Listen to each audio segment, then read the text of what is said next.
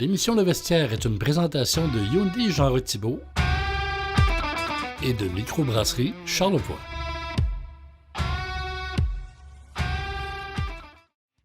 Bonjour tout le monde, bienvenue à cette nouvelle émission du Vestiaire. Aujourd'hui, on reçoit en entrevue deux athlètes chouchous du vestiaire. On est vraiment contents de les recevoir. Vraiment. Donc, on va avoir Rose et James Savard-Ferguson qui viennent nous jaser de leur nouvelle saison de planche à neige qui vient tout juste de débuter avec des excellents résultats puis tout ce qui les attend pour les prochains mois. Écoute, qui dit octobre dit retour du hockey. Oui. Donc, on parle Canadien de Montréal avec Maxime Jodoin. La pause est terminée. Au dernier vestiaire, on en avait pris une petite, mais là, on revient avec un segment complet sur le hockey. On vous a fait languir, c'est le moment. Bon vestiaire à tout le monde. Bon vestiaire.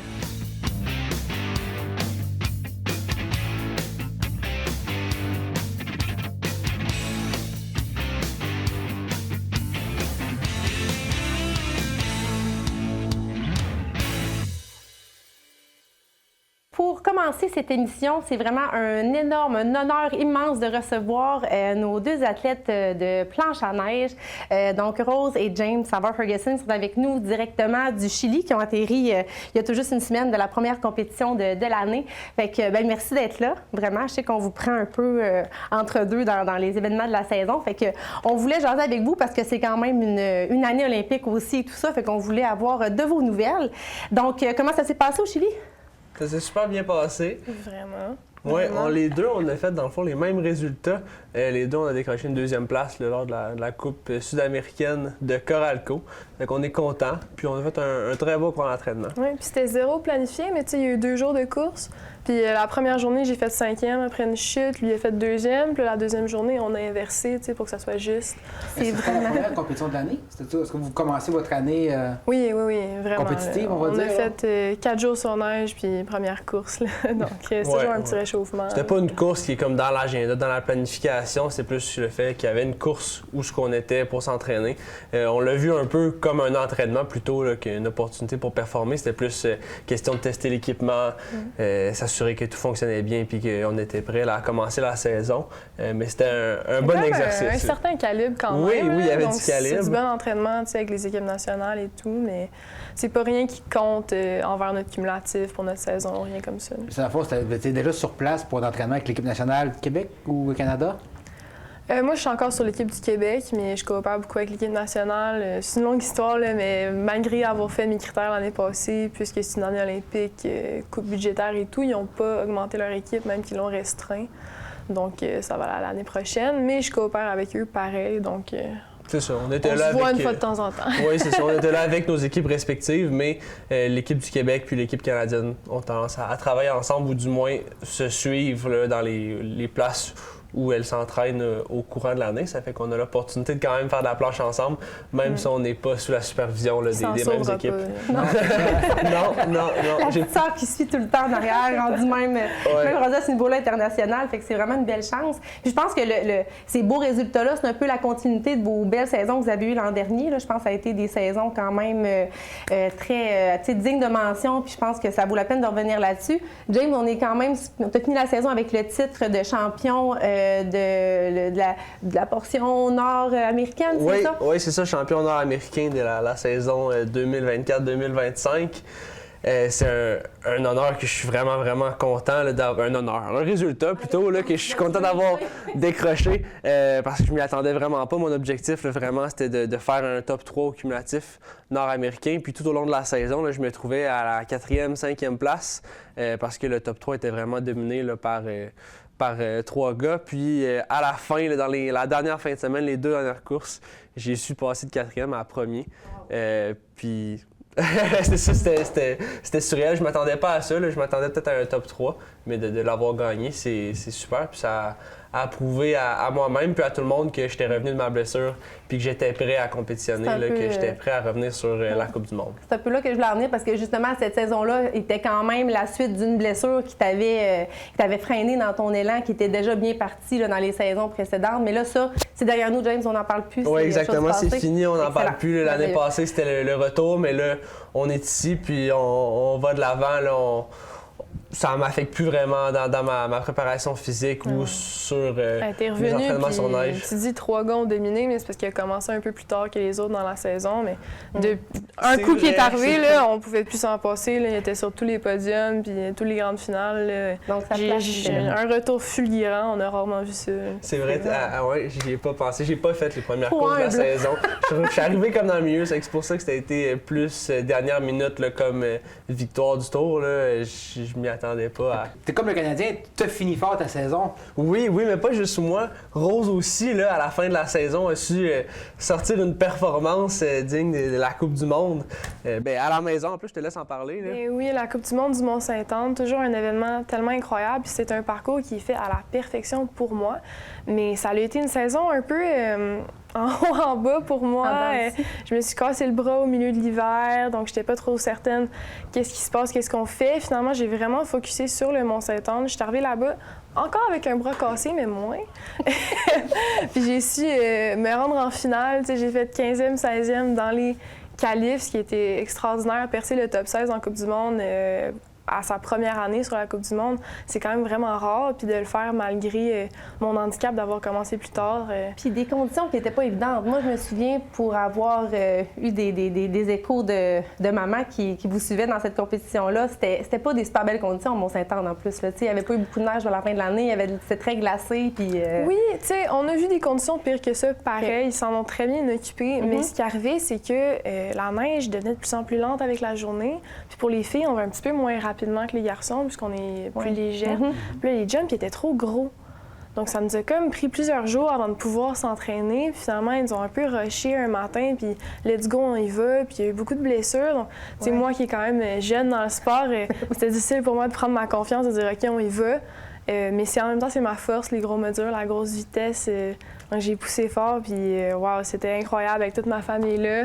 Puis quelques minutes après mon résultat, mon frère, il descend, il passe son quart de finale, puis il va en demi. Donc, c'est wow, la journée de rêve, vraiment. Oui, c'était incroyable. Surtout les 2 mois après ma première descente, j'ai regardé sa qualification sur mon téléphone.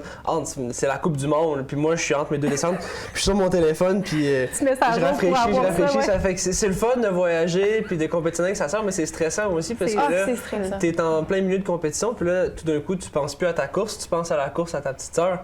C'est stressant comme. Ah non, j'ai de la misère. En double. Je le vois dans la gate, tu sais, pendant nos compétitions, puis moi j'attends, puis je suis comme, je peux pas regarder. Mon Dieu, je comprends. Est-ce que ça te déstresse? J'ai pas idée, est-ce que peut-être ça peut t'enlever un peu de. Pendant que tu penses à elle, tu penses pas à ta course à toi, ou finalement tu stresses juste plus pour les deux? Peut-être, mais tu sais, des fois, il faut que tu réfléchisses à ta descente d'avant, puis penser à ta stratégie pour la prochaine. Des fois, t'as des choses à faire dans ta tête là, pour te préparer à ta prochaine. C'est que là, oui, ça déstresse temporairement, mais peut-être que ça enlève à ta préparation là, pour la prochaine. Avez-vous le temps de vous parler? Entre les deux compétitions, est-ce que tu peux lui dire, hey, en passant, là, tel saut, là, vraiment, il se prend de telle manière parce qu'il est rendu mou? Est-ce que vous pouvez donner des petits conseils techniques comme ça? Absolument, toute l'aide qu'on peut se donner, on se le donne. Je veux dire, surtout de mon frère à moi. Mais moi, plus au niveau mental, ça fait plus longtemps que je suis athlète que lui, mais évidemment, il s'y connaît beaucoup plus en snow. Donc, on se complète bien d'une certaine façon, puis on s'entraide, mais pas trop. On a quand même nos choses à faire et nos propres entraîneurs. Mais moi, ça me déstresse quand je vois qu'il a passé sa ronde. Je suis comme, OK, ça va bien. Puis là, je me concentre sur moi. C'est vraiment plaisant parce que je peux la voir courser, puis on voit pas tout quand on est seul sur la piste, puis l'entraîneur, lui, il y a plusieurs athlètes, il a plusieurs choses à faire. Moi, je peux dire à Rose, hey, dans le virage 2, telle fille a fait ce move-là à chaque fois. Mais toi, la prochaine descente, elle va essayer d'aller à l'intérieur ou des choses comme ça. C'est que c'est vraiment le gars qui était derrière toi dans ta dernière run, que tu veux revoir dans ta prochaine, il a fait tel mouvement puis il t'a vraiment rattrapé. Fait que prochaine run, des petites choses que nous, on remarque parce qu'on se regarde puis on a des styles quand même similaires. Donc, on peut s'entraider comme ça. Et tantôt, tu parlais, tu disais que le parcours était adapté à toi, dans le sens qu'il était rapide, il y avait des gros sauts. C'est quoi le parcours pour toi qui est la meilleure? Moi, c'est les virages. Un peu comme Rose, on a un style similaire de descente. Un petit peu plus lent dans les départs, dans les sections en ligne droite, mais les virages, c'est vraiment où je me démarque. Là. Même dans certains gros parcours comme la Coupe du monde de Montafon, j'ai un des départs les plus lents, mais dans la section du centre, mon chrono était plus rapide que celui à Elliott Grondin, qui est double champion de la Coupe du Monde et ancien champion du monde de l'année passée, médaillé d'argent aux Olympiques, là, on le connaît tous. Ça fait que c'est vraiment ça qui me démarque. Par exemple, il faut que je travaille sur mes départs parce que, évidemment, il y a un petit retard de ce côté-là. Ça fait qu'un parcours comme la Coupe du Monde ou comme le parcours en Autriche qui tourne beaucoup, qui tourne rapidement, c'est des parcours qui m'avantagent. Puis je prends un petit peu ce que tu disais avec ta préparation mentale d'athlète Rose qui date de ton bagage de patinage artistique.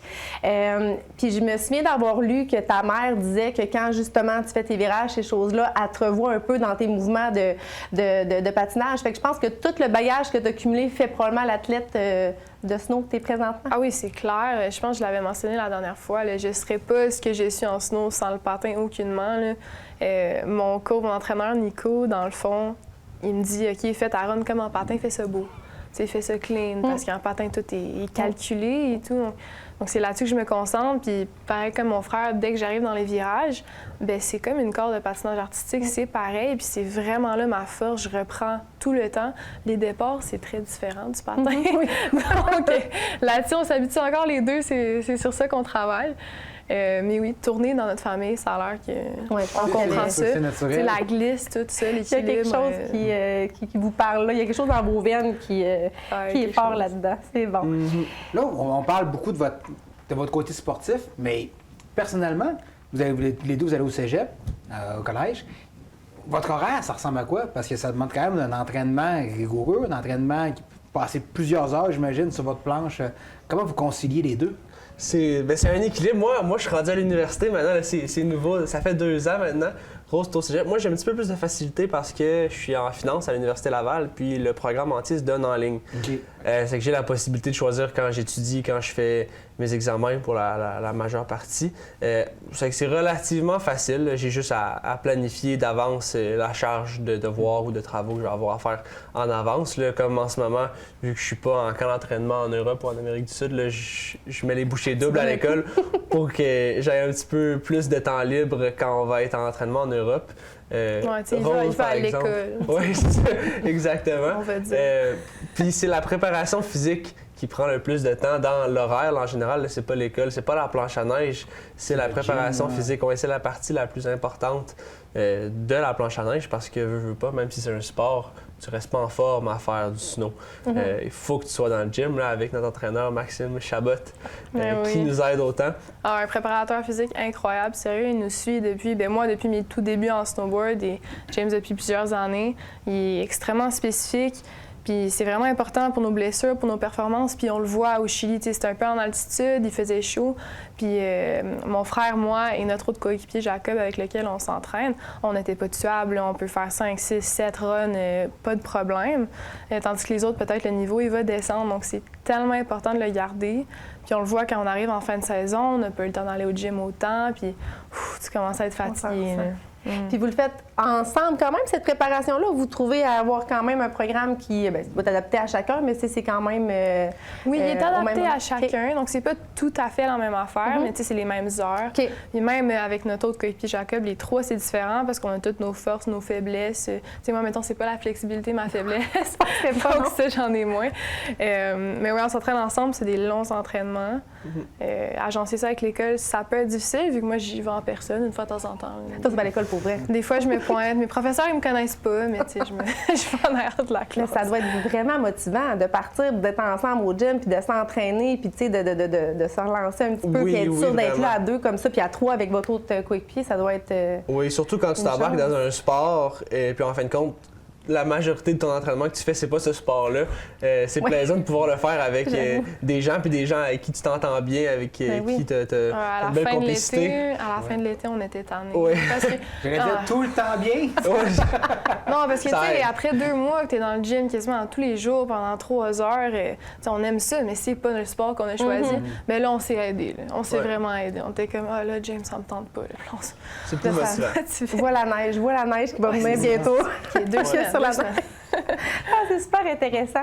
Puis, écoute, cette année, on a parlé en début d'émission, année olympique. Donc, à quoi ça peut ressembler? Là? Qu'est-ce qui s'en vient dans les prochaines semaines? Puis, si on pense à l'Italie qui se présente dans les prochains mois, est-ce que c'est quand le moment crucial? Là? Bien, le moment crucial, ça a commencé au 1er janvier l'année passée, parce que la sélection olympique, elle se fait avec tes 2 meilleurs résultats en Coupe du Monde.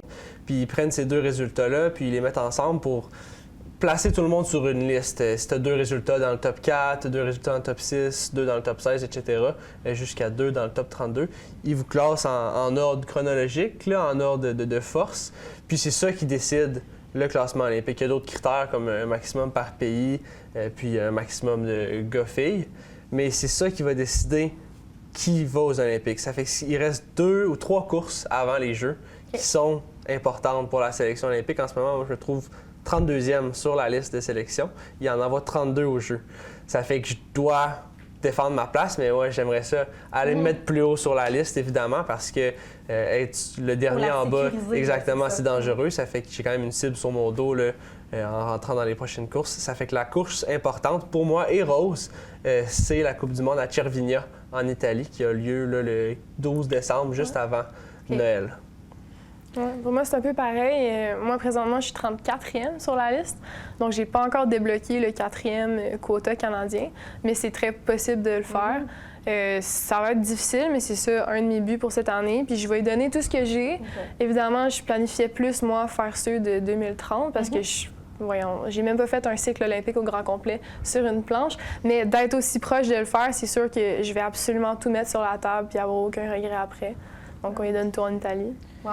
Bon, on vous souhaite bon succès. Je pense que vous avez toutes les clés pour y arriver. Puis on vous remercie beaucoup. Vous êtes vraiment 2 invités chouchous du vestiaire. Oui. Vous êtes vraiment inspirants. Vous avez des super de beaux parcours. Puis on va vous suivre derrière vous cet hiver, c'est sûr. Ben oui, on adore ça. Merci. Ben, merci beaucoup.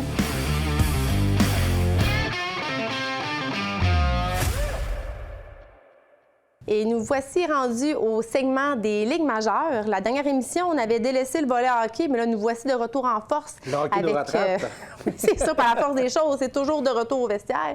Et là, pour en parler, on a le chroniqueur Maxime Jaudoin qui est là pour nous parler du Canadien, du début de la saison de hockey. Puis je pense qu'en commençant, on pourrait tout de suite te lancer la perche. Que penses-tu de l'acquisition du gros contrat de 8 ans qui a été signé là, pour Hudson en fin de semaine?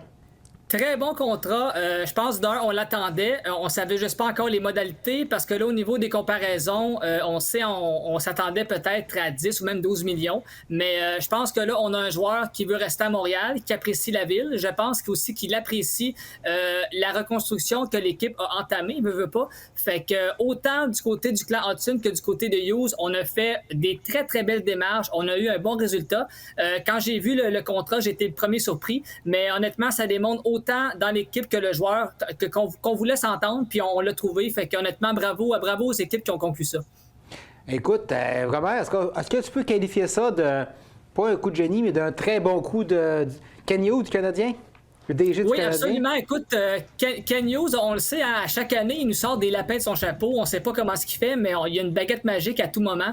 Et puis là, en plus, avec Lane Hudson, on se retrouve qu'on a 6 joueurs de la jeunesse qui sont un peu ancrés dans le noyau. Si on rajoute Slakowski, on rajoute les Caulfield, les Suzuki, les Goulet, etc., Thompson. Fait que quand l'équipe a dit, une couple d'années, on fait une reconstruction, puis on va avoir un noyau dur, là, je pense qu'on a la preuve. Fait qu'avec ces 6 joueurs-là, jusqu'en 2031-2034, au niveau un peu de la marge de manœuvre, vraiment, là, je dis chapeau à l'organisation parce qu'à chaque année, on a des gestes concrets, mais des gestes aussi qui sont bien gérés parce qu'au plafond salarial, avec ce contrat-là, on ne se nuit pas non plus à long terme. Donc, on va avoir encore un espace d'à peu près 30 millions à pouvoir négocier. Fait que quand on dit que Hughes est un peu un génie, là, je pense que le terme n'est pas trop fort. C'est réellement la situation. Est-ce que tu ajouterais, dans ces bons coups, est-ce que tu ajouterais l'acquisition de Zachary Bolduc? Absolument. Aussi, bonne transaction. On sait que, Logan Mailloux, il y avait eu toutes sortes de démêlés quand on l'a repêché. Ça avait fait jaser.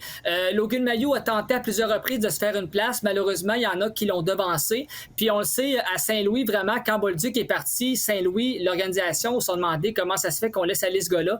Puis présentement, Logan Mailloux, je pense qu'il va performer bien à Saint-Louis. Là. Il a commencé un petit peu. Mais officiellement, que Zachary Bolduc, c'est aussi un coup de maître. Puis on l'a vu depuis le début de la saison. 3 buts à ses 3 premiers duels. Fait qu'encore une fois, bonne acquisition. Oui, on se le cachera pas, c'est un Québécois. À Montréal, c'est important. Fait que aussi, là, encore une fois, je ressors le thème, Hughes, c'est un magicien, puis depuis le début de la saison, il le prouve. Puis je suis vraiment très, très impressionné par la gestion qu'on fait. Donc, si je compare un peu, malheureusement, à l'ère Bergevin, on est carrément ailleurs avec eux, là. Bien, puis je pense que c'est la fameuse pointe de l'iceberg de la reconstruction tant attendue avec tous ces gros noms-là. Puis on ajoute à ça Demidov. On commence à avoir un club qui est très intéressant. Puis on peut commencer à rêver, je pense, à Montréal. Oui, on l'avait vu aussi l'été passé. Ben, en fait, pas l'été passé, mais les séries de l'an passé avec l'arrivée d'Emidov. Cet été, on a eu Noah Domson qu'on est allé chercher, Bolduc. Fait que là, puis à chaque mouvement qu'on faisait, à Montréal, on se disait, ça c'est bon. Domson qui est arrivé, ça l'a enlevé un petit peu de pression à Madison parce que l'année passée, lui, était clairement surutilisé. Fait que là, on a vraiment un bon... Défensivement, là, le balancier est très, très important. Ça va bien. L'arrivée de Domson, l'arrivée de Bolduc avec Demidov. Demidov aussi qui apporte l'avantage numérique. Je pense que ça va être très, très bon. Bon, là, présentement, c'est un petit point-là qui reste à travailler. Ça dépend aussi avec quel joueur on le met. Mais là, vraiment, je sens qu'à Montréal, il se passe un phénomène de jeunesse, les jeunesses aussi qu'on entoure, pas qu'on bloque, mais qu'on signe à long terme. Fait que, tu sais, il y a vraiment... quand Gorton est arrivé puis qu'il a dit, tu sais, on passe par une reconstruction, mais c'était pas des mensonges. Fait que là, on le voit vraiment qu'on arrive à un point. Il reste encore des choses à fignoler, si on veut, dans l'échiquier. Mais là, je constate que la base, elle est là. Fait que là, il faut juste continuer à l'embellir. Puis je pense que peut-être dans 2 ou 3 ans, là, on va pouvoir commencer à aspirer. Là, on parle des séries, mais à un moment donné, le fameux terme Coupe Stanley, il va commencer à arriver, je pense, plus vite qu'on pourrait le penser. Mais selon toi, justement, qu'est-ce qui manque aux Canadiens pour devenir une équipe, en anglais, on dit un contender, là, mais un prétendant, on va dire, à la Coupe Stanley? Qu'est-ce qui manque à cette équipe-là? Ouais, je pense qu'il manque encore peut-être... écoute, je vais te dire, le deuxième centre, ça fait des années qu'on en parle. Cette année, on a clairement laissé la chance à Kirby Dach. Kirby Dach, oui, quand même, s'en tire bien. J'ai pas encore l'impression que c'est vraiment lui qui peut combler ce poste-là. Là, est-ce que ça va passer par une transaction, peut-être un agent libre, j'ai hâte de voir. Mais encore un bon deuxième centre, puis peut-être encore un autre gros joueur, parce que on a un énorme potentiel de talent, mais en termes de robustesse, tu sais, parfois, ça peut manquer. Tu sais, robustesse, je pense à Jacky, je pense à son frère Florian qui est à Laval. Là, à court terme, il y a Anderson aussi qui peut jouer un petit peu là-dedans. Fait que il y a encore, il manque pas grand-chose, mais il y a encore deux, trois petites choses qui pourraient, là, pour dire vraiment, là, on peut... mais déjà là, au moins, quand ça brasse, puis on l'a vu dans le match à Québec, là, pour ceux qui l'ont vu, la différence, c'est que là, quand ça brasse, on a un peu les armes pour répliquer, ce qu'on n'avait peut-être pas avant. Fait que, tu sais, au moins, et je prône pas la violence, mais de temps en temps, quand il faut se faire respecter, là, on a les armes pour le faire. Pensez-vous qu'on risque de voir les deux frères Jacky dans un court laps de temps ensemble jouer dans l'équipe? Probablement. Moi, j'aimerais ça. Écoute, Florian, de un, on sait, en partant à Québec, il a conquis la foule montréalaise. Même les gens le réclamaient pour une 4e ligne en début de saison. Qu'est-ce qui est arrivé? Les joueurs qu'on a renvoyés à Laval, je pense que c'est un peu le portrait de la situation. Tu sais, Joe Villano qui a percé, Samuel Blais, malheureusement, qui lui est parti au balotage. Mais c'est officiel que Florian Jacky, selon moi, va être un des premiers à rappeler s'il y a une blessure, s'il y a des joueurs qui font pas l'affaire. Mais oui, je pense qu'on va le revoir parce que oui, il a conquis le cœur des partisans. C'est un point. Maintenant, il faut que l'organisation le voit aussi. Mais c'est sûr que du moment qu'on va avoir un rappel à faire entre lui, ou je sais qu'il y a encore aussi au Winbeck là, qu'on parle, mais c'est officiel que oui, d'après moi, on va assurément revoir Florian là, en cas de blessure, ou si jamais on veut brasser la soupe, si jamais ça marche pas bien, assurément qu'on va le revoir. Écoute, ils ont sorti à un moment donné, ils ont engagé un entraîneur qui s'appelle Martin Saint-Louis, qui avait jamais entraîné une équipe professionnelle, qui sortait un peu pas de nulle part, là, mais tu sais, c'était un peu surprenant pour tout le monde. Est-ce que c'était une bonne décision? Selon toi, est-ce que l'histoire démontre que oui? Et explique-moi, cette équipe-là, on dirait qu'il y a quelque chose de, pas de magique, mais tu sais, t'as un corps qui ont tous âgés un peu du même, du 20-25 ans. Est-ce qu'on dirait que cette équipe-là a un esprit d'équipe vraiment, tu sais, t'en parlais de la robustesse, il y a vraiment un... Tu sais, on prend soin l'un de l'autre, les joueurs vont à la guerre ensemble. Est-ce que tu sens l'influence de Martin Saint-Louis là-dedans? Oui, absolument. Puis même, on sait, quand Martin Saint-Louis s'est fait engager, j'avais été un des premiers à dire, tu sais, qu'est-ce qu'on a engagé, qu'est-ce qu'on est allé chercher. Peu d'expérience, s'était fait critiquer vraiment à outre mesure parce que, bon, on se questionnait même, je me souviens, il y a des années là, qu'on coûte à chaque fois qu'on perdait un match, c'était comme Saint-Louis dehors, Saint-Louis dehors, c'était constamment ça qu'on prônait. Mais assurément que Saint-Louis a amené une culture, tu sais, puis, tu sais, on a vu qu'il faut laisser le temps aux choses de se faire. Tu sais, il est engagé en 2000, je pense 2021 ou 2022. D'ailleurs, moins d'un mois après que Hughes est engagé comme directeur général. Puis c'est officiel que oui, il a amené des bonnes choses, une bonne structure. Puis ceux qui écoutent, là, il y a le documentaire La reconstruction là, du Canadien sur Crave. Donc la saison 2 aussi commence prochainement. Fait que ceux, honnêtement, qui ont vu ce documentaire-là, on voit à quel point Saint-Louis est près des joueurs. Oui, parfois, il peut être autant dur un peu, pas dire permissif, mais autant dur que joyal. Mais je veux dire, assurément qu'il apporte une culture, puis on le voit très bien. Je veux dire, les succès du Canadien, oui, il y a les joueurs, il y a la direction, Hughes a fait du bon travail, mais l'entraîneur-chef a un énorme impact là-dedans. Puis je pense qu'il le fait bien avec ses joueurs, puis tous les joueurs qui l'entourent, il les gère bien. Puis j'avais été le premier aussi à critiquer la chaise musicale défensivement entre Xhekaj et Schwebel, mais encore là, il y a une gestion qui se fait. Puis en point de presse, tu l'entends, puis en plus en point de presse, Martin Saint-Louis c'est vraiment rendu quelqu'un de drôle à écouter. Puis en partant avec ses points de presse, la façon qu'il le parle, tu vois que c'est un gars d'équipe. Il a amené assurément une culture. Donc oui, Saint-Louis a un impact sur les succès de l'équipe. Je pense que ses joueurs veulent travailler pour lui et ça paraît maintenant. Je pense qu'il y a un gros ménage qui a été fait justement, puis avec toute cette nouvelle jeunesse-là, parce que je pense que quand il a pris l'équipe, ça faisait partie un peu de ce qui était mentionné. C'était pas tout à fait évident dans la chambre, puis il a réussi à aller chercher des éléments puis à mettre ça à sa main. Fait que c'est tout en son honneur. Oui, assurément. Puis, tu sais, autant avec les vétérans qu'avec les jeunes, parce qu'il y a certains coachs qui ont passé à Montréal que j'ai l'impression que, tu sais, coacher des vétérans puis versus des jeunes, la dynamique n'est pas la même. Mais Martin Saint-Louis, autant avec les jeunes, tu sais, on le voit des fois sur le banc, parler avec Lane Hudson, parler avec Demidov, parler avec des joueurs, autant ça que des vétérans. Tu sais, tu vois que, tu sais, ils s'adaptent. Puis même si tu es un jeune ou un vétéran, tu sais, tu fais partie de l'équipe, on va t'imprégner de la culture, on va le faire. Fait que ça, je lève mon chapeau parce que quand tu peux contrôler les deux portions de quel joueur et qui. Un exemple, tu as un Patrick Laine versus Lane Hudson. Quand tu comprends cette game-là, Martin Saint-Louis, la game, il la comprend. Pour reprendre un peu une phrase que Mathieu avait dit à l'époque où j'animais le vestiaire, Martin Saint-Louis, il comprend la game, puis ça, bon, on le sent bien dans les rencontres. Comment tu penses que l'équipe va réagir à la pression? Parce que là, il est passé un série cette année. Faudrait qu'il les fasse. C'est pas dramatique, mais il faudrait qu'il les fasse. Comment tu penses qu'ils vont réagir à la question? À la pression, je m'excuse. À la pression? Ouais, ben écoute, c'est sûr que cette année, on le sait, hein, l'année passée, on a fait les séries. Cette année, on s'attend à ça, parce que si on les fait pas, ça va être comme une régression en arrière. Mais tu sais, je pense qu'ils ont l'expérience là-dedans. Je pense que là, la différence, c'est que là, on a des joueurs en profondeur. On a amené des bonnes acquisitions. Tu sais, on a des Joe Veleno, on a des autres joueurs que, mettons, si à un moment donné, après 4-5 matchs, il y a de quoi qui marche pas, ben là, tu as des gens que tu peux amener pour remplacer ceux qui voudraient débarquer. Fait que la profondeur, je pense que c'est un facteur clé dans cette chose-là. Et autant défensivement qu'offensivement, on a les cartes en main pour bien faire. Ça, c'est un atout important.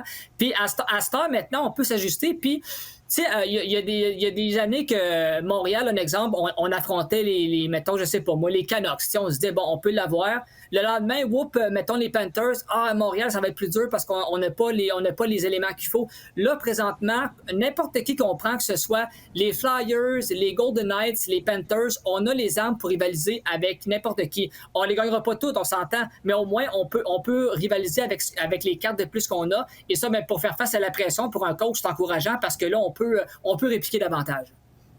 Ça risque d'être une belle saison. On va suivre ça de près, puis c'est sûr qu'on va vouloir avoir ton opinion là-dessus, Maxime, en courant de saison, ça c'est sûr. Je comprends que tu es content de la prolongation. Je comprends que tu es content aussi de la prolongation de contrat de Hugh Egerton de 5 ans qui est annoncé aujourd'hui.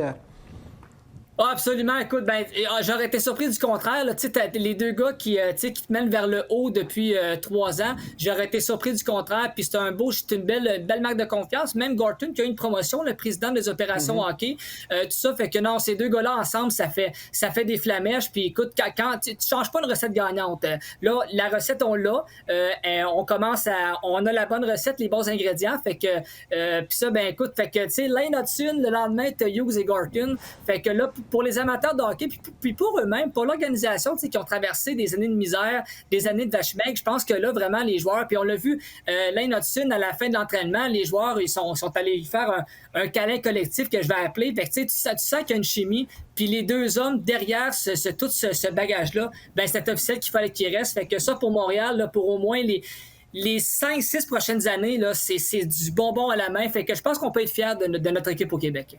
Merci beaucoup, Maxime. Ça me On va fait se grand plaisir, reparler, les jeunes. Donc, oui, on se reparle plus tard cette saison? Avec le plus grand des plaisirs. Moi, si je peux être là, moi, je serai là toutes les choses. Il n'y a pas de problème, ça va me faire plaisir. Merci, Maxime. C'est ce qui complète le vestiaire. Encore une fois, merci Valérie. Ben, merci à toi, Mathieu. Écoute, ça passe tellement vite. Vraiment. Bien accompagné, ça ne peut pas faire autrement. Effectivement, ça fait changement. Écoute, on remercie nos invités, nos chroniqueurs, l'équipe technique qui travaille très fort pour vous donner une bonne émission. Nous, on se revoit dans 2 semaines.